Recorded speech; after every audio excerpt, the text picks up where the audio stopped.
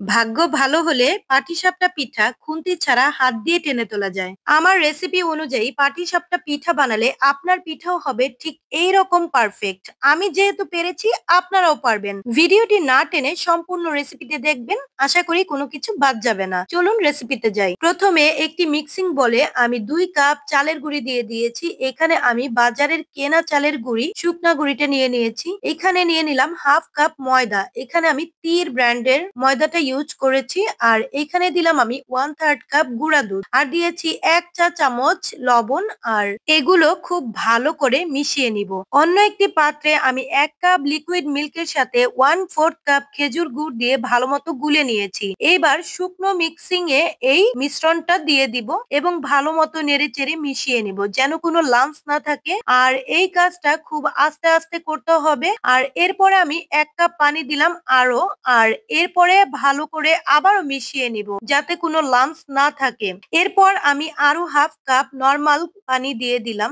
এইখানে আমি মোট পানি ব্যবহার করলাম 1.5 কাপ এবং লিকুইড মিল্ক দিলাম 1 কাপ, অর্থাৎ 2.5 কাপের মতো পানি এবং দুধ মিলে আমার এই মিশ্রণটি রেডি হয়ে গিয়েছে। আর এই মিশ্রণটির ঘনত্বটা দেখতেই পাচ্ছেন। মিশ্রণটা ঘনও হবে না, আবার একদমই পাতলা হবে না। তবে এই মিশ্রণটা খুব বেশি ঘন হবে না, একটু পাতলা টেক্সচারেই হবে। এরপরে আমি একটি ফ্রাই প্যানে দিয়ে দিব। ফ্রাই প্যানটি খুব ভালো মতো গরম করে নিতে হবে। আর এই তো আমি ফ্রাই প্যানের মধ্যে রুটিটা দিয়েছি, আর রুটিটা দেখতেই পাচ্ছেন অনেক বেশি সফট এবং পাতলা হয়েছে। এরপরে আমি রুটিটাকে একদম পাটিসাপটার মতো পাটি করে নেব। আর এই তো তৈরি হয়ে গেল আমার মজাদার পাটিসাপটা পিঠা। এরপরে আমি পরেরটা দিয়ে আপনাদের আবারও দেখাচ্ছি, একটু ভালো মতো দেখুন। চামচ দিয়ে গোলাটা দিয়ে খুব ভালো মতো প্যানটা ঘুরিয়ে ঘুরিয়ে দিতে হবে। এরপরে আমি সে আগে থেকে তৈরি করে রাখা পাটিসাপটা পিঠার যে খিরসা আছে, সেই খিরসাটা দিয়ে দিলাম। এই পাটিসাপটা বানানোর যে খিরসা বা